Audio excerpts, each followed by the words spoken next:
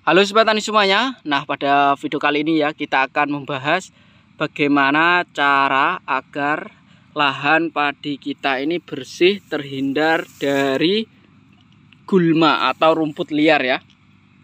Nah, pada video kali ini Mas Tani akan membahas bagaimana cara mengatasi gulma di tanaman padi.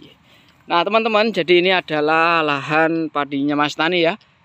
Alhamdulillah ini sudah berusia kurang lebih 40 hari setelah tanam ya sobat tani semuanya. Nah, bisa kita lihat ya. Jadi Mas Tani sistem tanamnya ini per blok-blok teman-teman. Jadi kita antar blok kita kasih jarak sekitar 40 cm. Nah, jadi ini blok 1, blok 2, terus ini ada lagi blok lagi teman-teman. Nah, jadi ini untuk mempermudah kita saat perawatan tanaman seperti pemupukan, terus seperti penyepraian atau penyemprotan pestisida maupun fungisida.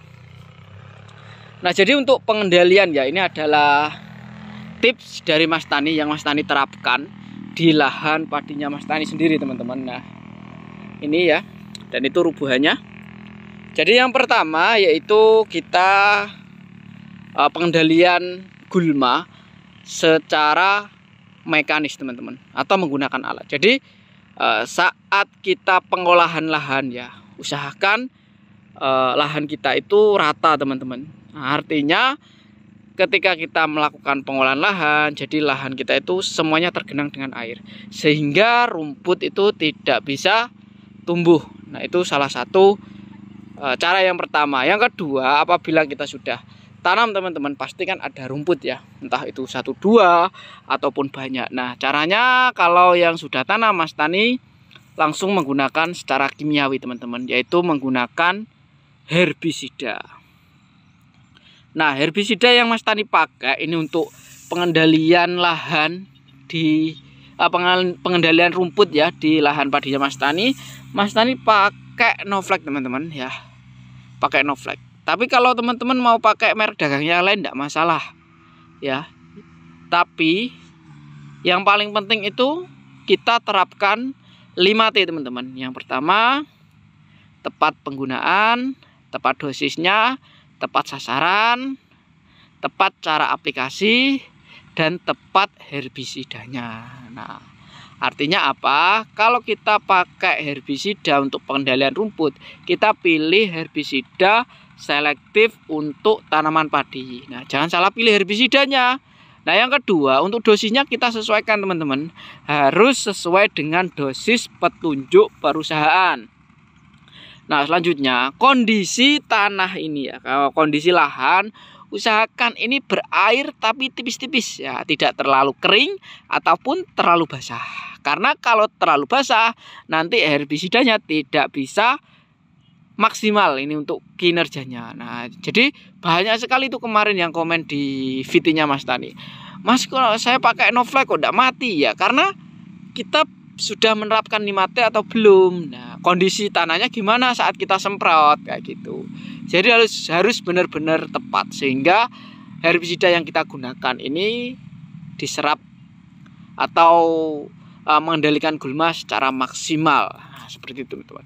Nah, setelah pengendalian secara kimiawi, nah 2-3 hari setelahnya kita harus genangi lahan tersebut teman-teman. Jadi misalnya ini kan becek, nah terus kita genangi ya, genangi lahannya supaya rumput itu benar-benar mati. Nah, setelah mati setelah berapa minggu itu pasti ada teman-teman rumput 1212. Ini kita kasih contoh lah ya, kita cari rumputnya pasti ada, nggak mungkin bersih itu, nggak mungkin teman-teman, pasti ada. Nah, misalnya mana? Nah, misalnya ini kan ini rumput kelewat teman-teman ya, rumput kelewat. Jadi kalau sudah kita kendalikan maksimal di umur 20 hari setelah tanam, ya kita tetap pakai maton teman-teman, walaupun itu tidak semuanya. Karena setelah kita pengendalian gulma secara kimiawi itu pasti rumput banyak yang mati teman-teman. Nah, tapi itu tidak menutup kemungkinan akan ada rumput lagi. Jadi kita harus tetap membalas, walaupun itu dengan cara yang ini yang sederhana, kita matun tidak masalah.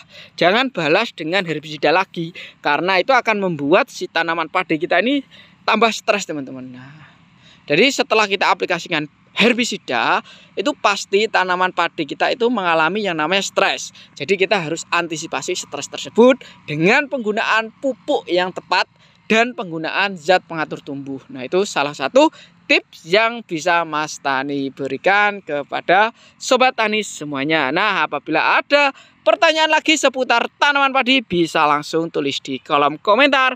Jangan lupa like, komen, dan subscribe channelnya Mas Tani ya, Tanipedia Official. Oke lah, mantap.